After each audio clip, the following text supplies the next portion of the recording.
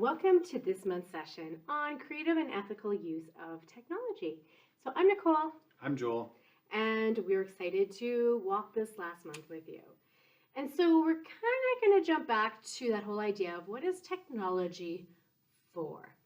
Lots of times we just think it's only for entertainment purposes, but while we're in school, it is for educational purposes. So whether we're going to use it to create, to learn or consume any information, whether we're going to express our learning in the digital technology, lots of different options that we can use it for.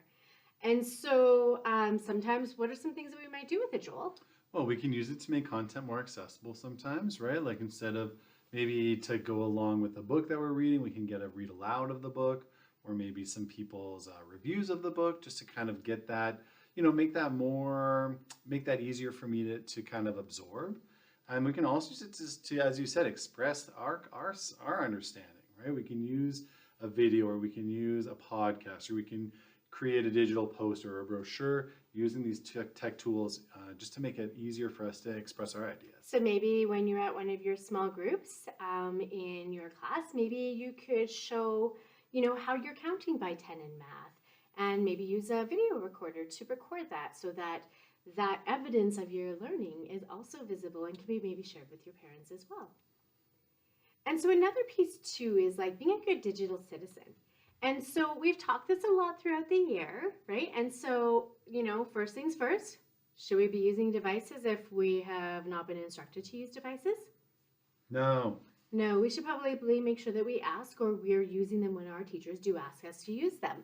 And then, of course, using them appropriately. So if we are given time to, practice our reading or to listen to reading out loud, then we can use the device for that. Joel, should I be going off of whatever the teacher has asked me to do in there, and maybe just like searching things on a Google search? We've done enough of these videos that I know the answer. It's absolutely not. The part of being an ethical user is keeping those ideas of what do I have permission to access, staying within that space, right? Absolutely. And sometimes we work on shared documents where we can collaborate together. So maybe Joel and I are working together on a project and we have a shared set of Google Slides. Should I be deleting my peers' work on there?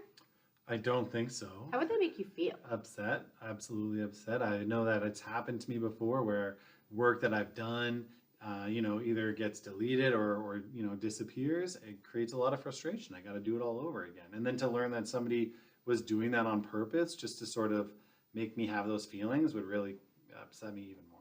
Absolutely. And sometimes accidents happen. So if you accidentally delete something when you are, because a lot of times we do have those shared documents, not just for working together, but also to help inspire each other and to give each other ideas and to learn from each other.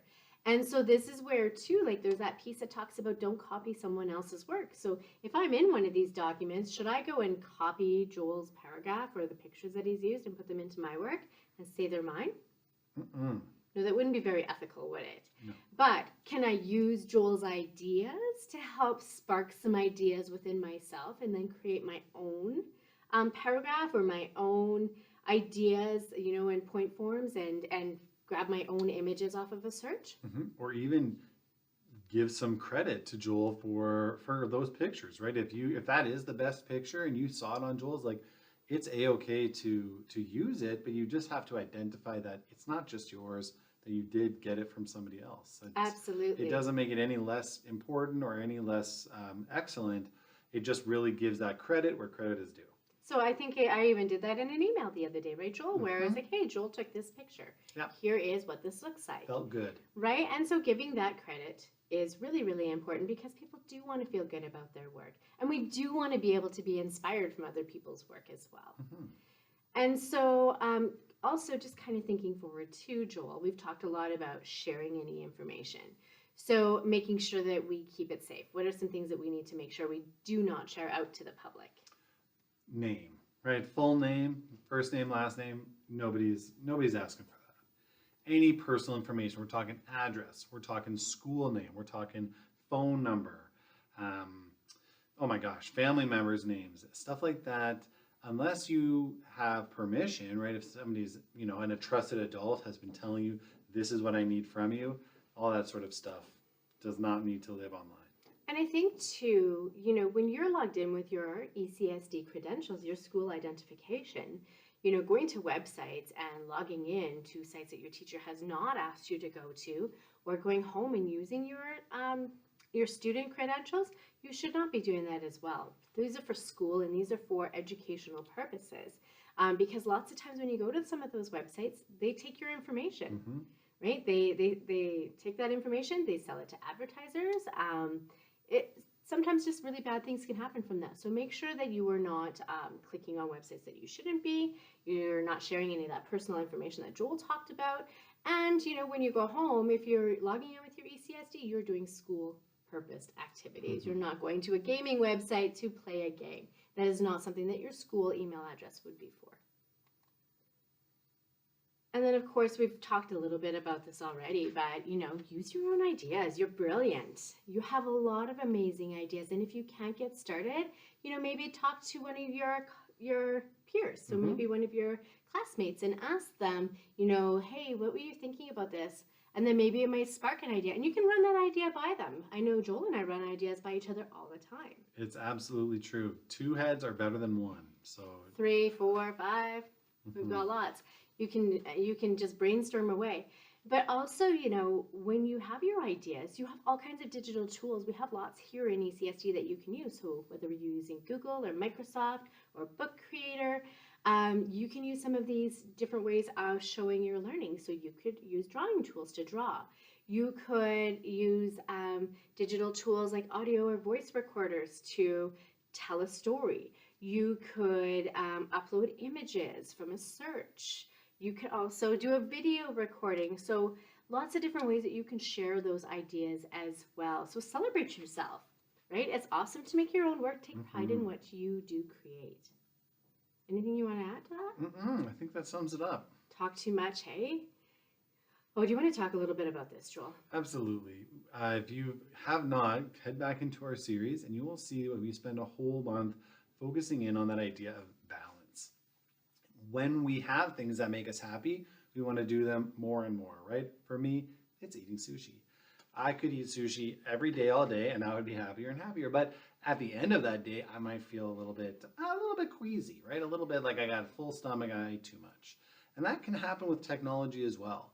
Sometimes the game that we're playing or the show that we're watching or the, whatever the content that we're consuming can be so yummy that we want to bring it into bed with us or we want to have it before we go to school. And it's important to know that that can create a lot of what we call fatigue. It means your eyes are tired and your brain is tired, and then you're not really ready to learn because you have been so active through these times when you really should be resting. So this idea of taking breaks, taking tech breaks, I know that we talked about that 20-20-20 rule. For every 20 minutes of looking at a screen, you take 20 seconds and you look at something 20 feet away. So that's just lets your eye sort of relax and just sort of recalibrate, sort of regather that sense of calm. And so having that, having that discipline, maybe having that control in order to be accountable and take those breaks when you feel like it is time, or maybe you set an alarm on your phone. I've talked about the fact that when I'm on my phone, sometimes an hour can feel like 5 minutes. And so having those timers built in to sort of say, hey, it has been 15 minutes, Joel, maybe you should go outside for a bit. So you can go outside. That's right. You can paint, you can draw, you can color, you can play with toys, you can read a book, so many things. And with summer break coming, just make sure that you're not sitting on a device all summer. Give your brain a break. Yeah, go for a bike ride. Oh, absolutely. And so as we kind of wrap this up, we know that there's a lot of different ways that we can use technology, but here in school, we usually use it for creative purposes, to share our ideas, to make our learning visible. But here are a couple of additional activities that you can work with your students on. So two of them are actually Lumio activities. So whether it's kindergarten to grade 3, it doesn't really matter. There's a password review game just because I feel like that's something that we need to kind of keep up on. Always. We want to keep our information secure at all times. Also this ethical adventure. So it takes you through different scenarios and you get to have those conversations about whether it is a right or wrong, the actions that they are taking. And so that's a really great one as well. And then, of course, there's this Digital Citizen superhero book in Book Creator. And so you can either choose to read it. Maybe you want to make a class digital citizenship superhero book where everyone gets their own page and can be their own superhero and talk about what they're going to do to make sure that they are ethically and creatively using technology. And so with that, we'll leave those resources with you and wish you a wonderful month, and we will see you again soon.